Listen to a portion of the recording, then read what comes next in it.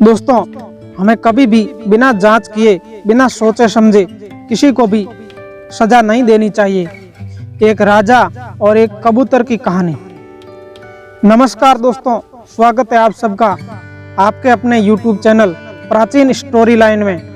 दोस्तों, आप हमारे YouTube चैनल पर नए मेहमान भाई बंधु बनकर आए हैं तो इस चैनल को सब्सक्राइब करें और हमारी वीडियो की समाप्ति होने तक आप इस चैनल पर बने रहें।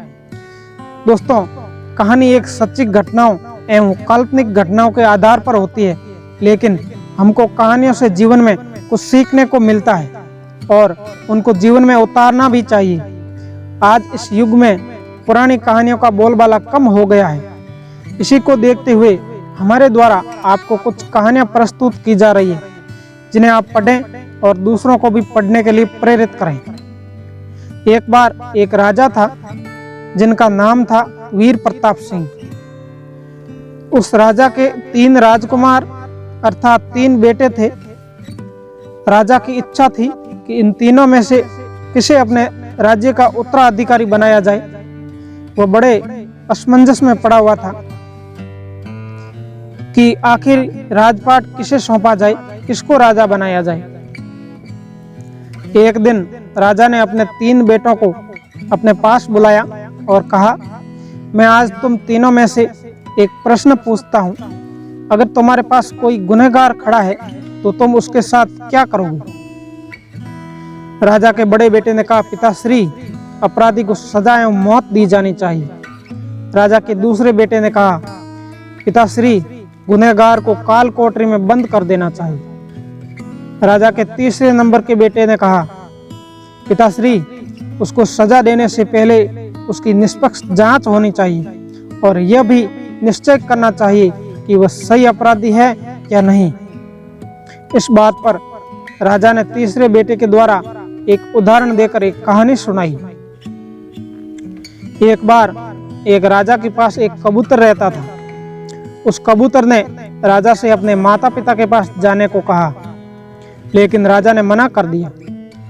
उस कबूतर ने हार नहीं मानी और वह बार बार माता पिता के पास जाने की इच्छा करता रहा।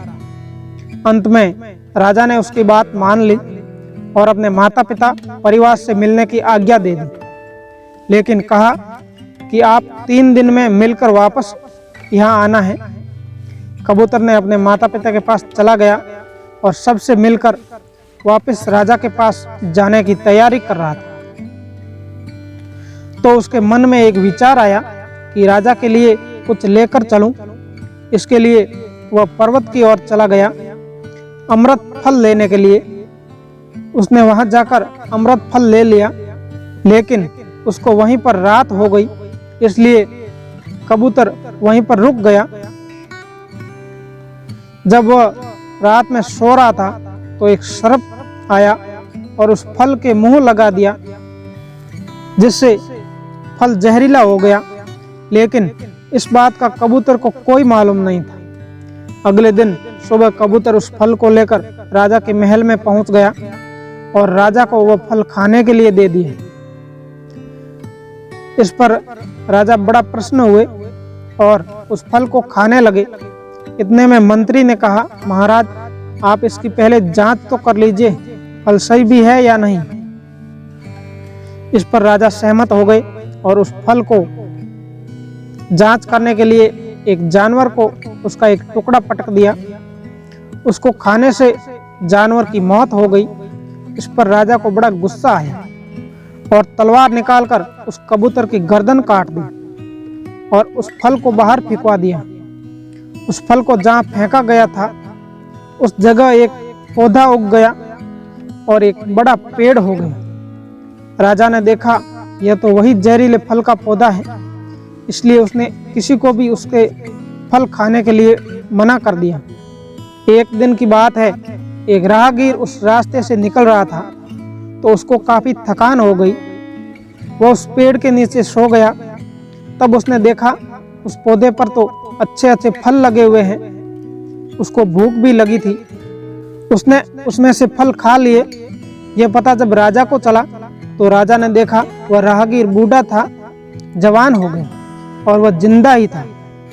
अब राजा सोचने लगा, मैंने बहुत बड़ी गलती की है। यह फल तो जहरीला नहीं है, मैंने कबूतर को मारकर बड़ी गलती कर दी।